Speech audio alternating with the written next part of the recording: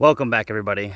Today we're coming up on the 4-year anniversary of having our solar panels installed, and we thought we'd do a complete walkthrough again, show you what we're still producing and the pros and cons. It is pretty sunny out, a little bit of clouds, so we'll get in there and see what we're producing before we clean these panels up. As far as the panels are doing right now, we are in October, so we're getting about 400 of the 600 watts. It has been overcast and rainy. We'll go in to check the app and see what else we're getting and then clean these things up.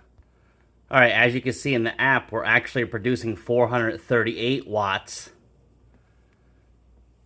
That's what's going through the shunt and everything to charge the battery, so there's a little bit of loss. So we'll call it about 440 out of 600 watts. We're going to go clean up the system and see if we can squeeze a little bit more out and then do the walkthrough. To give you an idea of what we're getting here, we're getting about 445 watts in at about 9 amps. Then it's going through the MPPT charge controller and producing 31 amps to charge the batteries. So we have a 400 amp hour battery bank in there.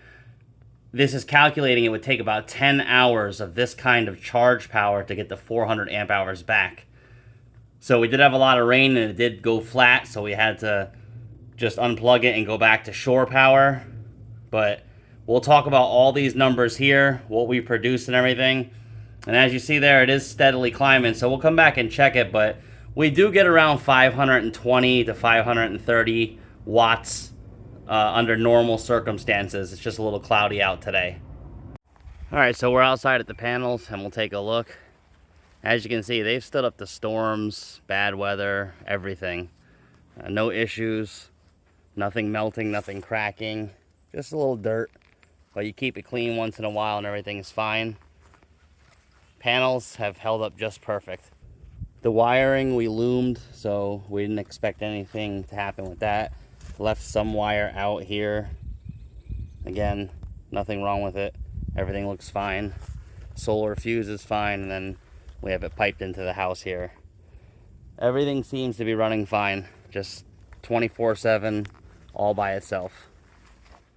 So we're going up to about 428, 429. So we're getting about 32 amps in. So again, the system's doing really well for what it's designed to do. We have it run in series parallel. So that's how we're getting the 600 watts into that charge controller.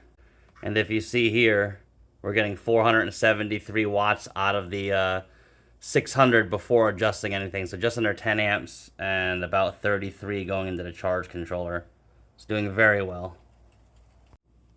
442, so we're over 33 amps now. And if you see here, that's 483. We'll refresh it. Yep, 483. 446. So losing about 40 watts through the conversion, not bad. 450. 491.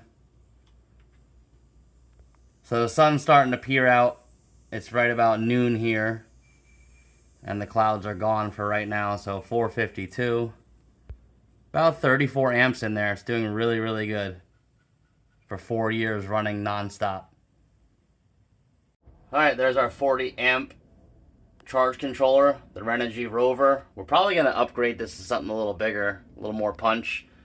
That's our fuse system and the Renogy 3000 watt power inverter running the 2 Amazon Zooms and Redodo battery.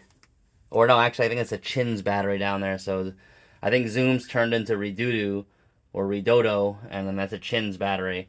But running non-stop, doing really, really well. All the links will be in the description for this stuff.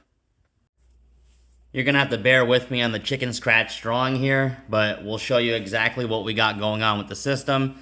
Here's our beautiful sun right here shining down. This is the 600 watt solar array that we have outside, which is 6 100 watt panels. We have it split in half in the middle here because we have 300 of the 600 watts in series on each side. So series 1, 2, and 3 make 300 watts, and series on this side 1, 2, and 3 make 300 watts. Then we paralleled these two together and brought it down into the solar fuse. So how much power you generate, how much you make is all going to be based upon the load, how many panels you have, and what type of charge controller you have. So the specific type of charge controller we have is a 40 amp charge controller that allows a voltage of 15 volts to 100 volts DC. Now each one of these panels here will be about 22 volts. So we'll say 22 volts DC. Now that's 22, 44, 66. So we're still well within that range, but you see of the charge controller at 100 volts. But if we add another one, we're at 88, and then one more, we'd be over that 100 volt maximum for this. So that's why we ended up splitting the system in half, because now we only have 66 volts on each side to bring in. And then as we bring it down into the fuse panel here, it goes into the solar side of the charge controller, does its magic, and we get up to 40 amps of DC charging out. And as you see on the video, it can vary. Now, this charge controller can only handle, in the manual, it says 520 watts. And the reason that is because it's on a 12 volt system right now. On a 24 volt system, you can handle double that. So the reason that we're able to handle 600 watts into the 520 watt solar MPPT charger is because we're slightly over paneling and doing series parallel.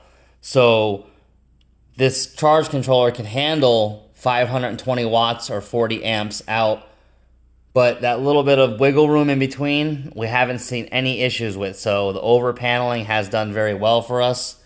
We have it coming down into two 200 amp hour batteries in parallel. That gives us our 400 amp hours out.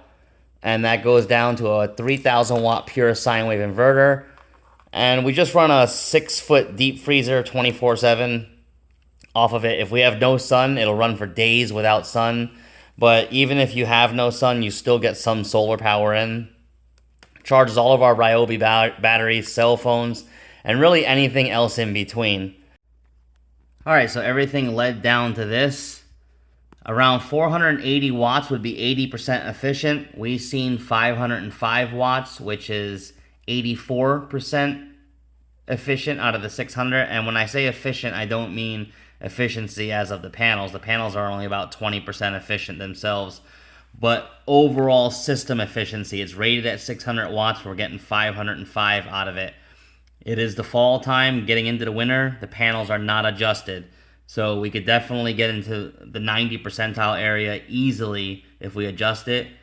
Total power we've produced in 4 years is 1,555.52 kilowatt hours, or 1.555 megawatt hours. And that would be around 2 months of free electricity in the average US home.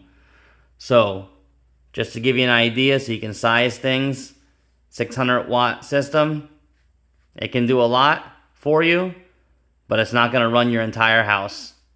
Hope this helps. Thanks for watching. Please subscribe.